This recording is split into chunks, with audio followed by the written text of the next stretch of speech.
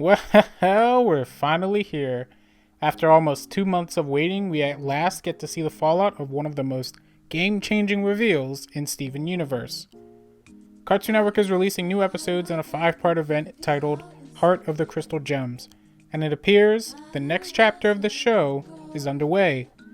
We're going to be looking at the first episode of this event titled Now We're Only Falling Apart, which is such a specific title that I'm convinced it has to be a song lyric. So before we get into it, here's your spoiler warning. So after the reveal of Pink Diamond actually being Rose, the community flooded with essays, videos, and posts about Rose's character as a whole. How immature, selfish, and despicable she might be. Some videos even went as far as to call her the main antagonist of the series, solely based on her actions. I think this episode exists to kind of do some damage control over the whole situation and go a bit further into Rose's intentions. Do they succeed? Well, let's take a look. This episode starts immediately where a single pale Rose left off, as Garnet and Amethyst are reacting to the new information. Amethyst kinda laughs it off, but Garnet, really Sapphire in this case, is visibly upset over this, even defusing and lashing out against Ruby. At first, I was a bit surprised Ruby, who is depicted as a bit of a hothead at times, wasn't the one upset here. But Sapphire is actually very in character as the one who sees this betrayal as unforgivable. From what we saw with the whole Sardonyx fiasco, trust and honesty are extremely important qualities to Sapphire. So this is all in line with her character. Also, she seems to blame herself as a Sapphire for not being able to see through Rose's charade. She says, "I let her make fools of us," which is kind of telling of where she is mentally. She warps away, leaving a heartbroken Ruby, and Steven and Pearl go after her. The only thing that may be questionable about her actions here is how she ran away from Ruby, who offered to talk about this. Ruby, who would usually be the one to fly off the handle, shows maturity by offering to talk first because she knows that's more productive to how Sapphire solves problems. Ruby is the one compromising here, attempting to reach the middle ground. When Pearl and Steven catch up to Sapphire, it pretty much allows for Pearl to exposit about the full story. I can't help but feel this moment would be much stronger without Steven present, but we know that's a sin. This seems like a heart-to-heart Pearl and Sapphire need to have, especially after the whole Sardonyx fiasco, and Steven literally adds nothing to the story here. But here's where we get to the meat and potatoes of the episode.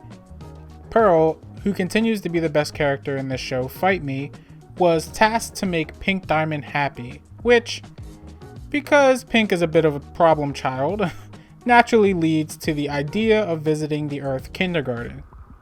Here, Pink takes on the appearance of a quartz for the first time as they try to fit in, mingle, and have some fun amongst the amethysts. Interestingly enough, Pearl sees no reason to shapeshift.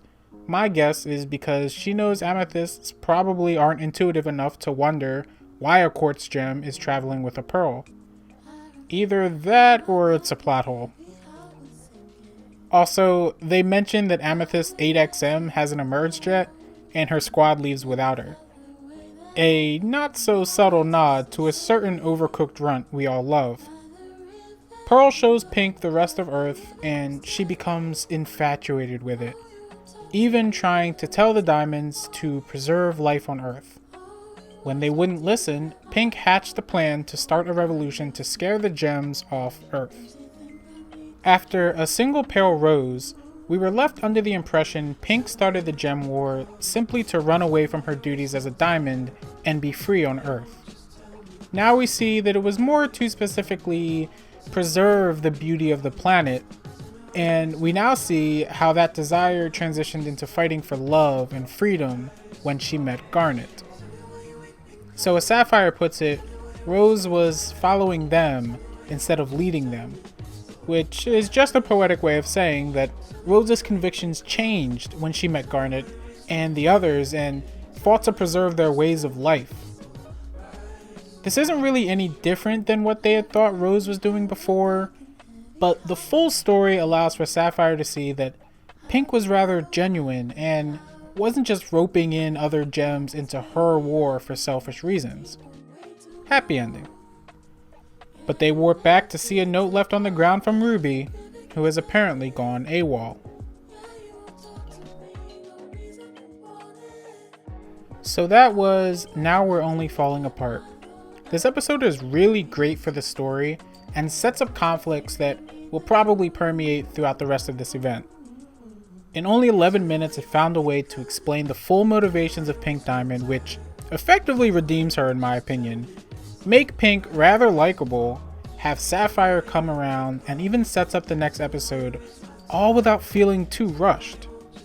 I mean, this could have easily been a train wreck of an episode, so kudos to the writers Lamar Abrams and Christine Liu. Some of the shots and locations in this episode were pretty good as well. I particularly love this shot of Pink because her level of ID gaff is just hilarious, and it isn't really an expression you see often in this show. I also love the revisit to the Rose statue, but this time it's frozen due to Sapphire's emotional state. It creates a powerful visual and peek into her psyche at the same time, especially when it stops. And this shot, mwah, perfecto. Rose herself shedding a tear over how she hurt Sapphire, or however way you want to take it.